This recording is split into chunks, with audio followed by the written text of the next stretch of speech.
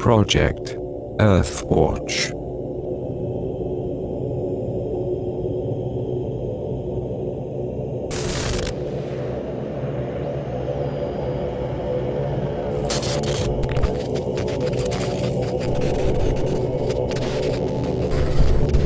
We're going to go back to tonight's breaking news. A tsunami is hitting Tonga right now after more severe volcanic activity there. I was just working. There was enormous cracks from the volcano, shaking, rumbling, cracking, series of huge explosions. The windows were rattling. We're 65 kilometres away, and then about 15 minutes later, the tsunami waves started coming into Nuku'alofa waterfront. I'm at Tuliki near the naval base,